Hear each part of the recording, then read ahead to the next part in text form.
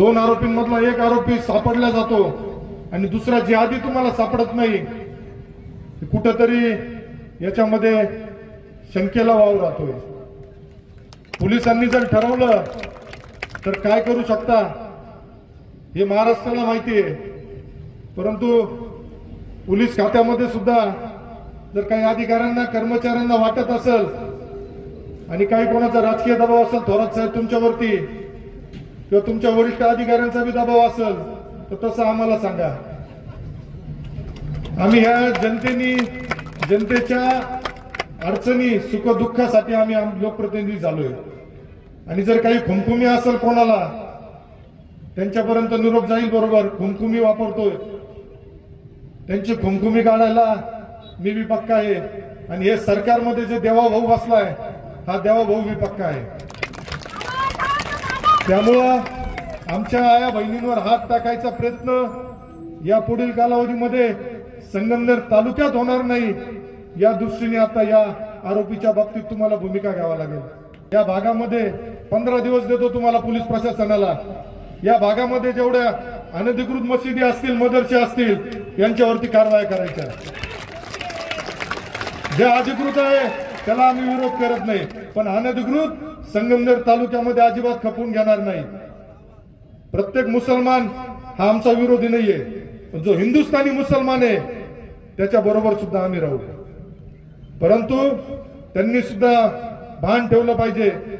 हिंदुस्थानमध्ये राहताना हिंदूंवरती हात टाकायचा प्रकार करून चालणार नाही, हिंदूंना त्रास देण्याचा प्रकार तुमचा आम्ही सहन करणार नाही।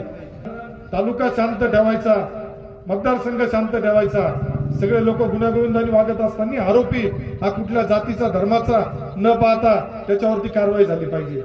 आणि या जिहादी लोकांना जे हिरवे साहेब जरा वळवळ करायला लागले, मागे काही दिवस शांत बसले होते, पण जर त्यांची वळवळ असेल तर त्यांना ठेचायचं सुद्धा आम्हाला चांगल्या पद्धतीने कळतं आणि या पुढील कालावधीमध्ये निश्चित आपल्याला या निमित्ताने सांगू इच्छितो, कुठल्याही भगिनीवरती असेल, कुठल्याही जमिनीच्या बाबतीत प्रकरण असेल, अशी कुठलीही घटना आपल्या भागामध्ये होणार नाही याची सुद्धा पोलीस प्रशासनाने काळजी घेतली पाहिजे। आणि या भागामध्ये जे दुकानं आहेत, आस्थापना आहेत, याचे सुद्धा आपल्या हिंदूच्या बांधवांना सांगेल का ज्या दुकानावरती नावं हिंदूचे आणि आतमध्ये मुसलमान लोक धंदे करताय तर त्यांच्या बाबत सुद्धा मग विचार करावा लागेल।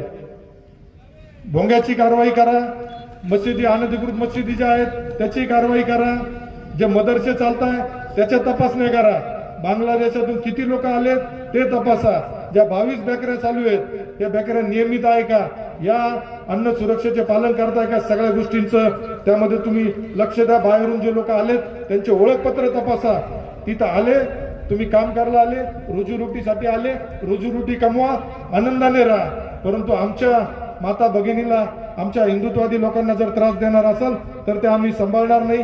या भागामध्ये रात्रीचा खेळ जरा जास्त चालू झाला, एवढ्यात 2-3 महिन्यापासून रात्रीचा खेळ वाढलाय, कोणाचा वाळूचा वाढलाय, कोणाचा गांजाचा वाढलाय, त्याच्यावरती सुद्धा कारवाई करा। हे जे कोण आरोपी असतील ते कुठल्या जाती धर्माचे हे मी तुम्हाला सांगायची गरज नाही, यांच्यावर सुद्धा कारवाई करा। एबीपी माझा, उघडा डोळे बघा नीट।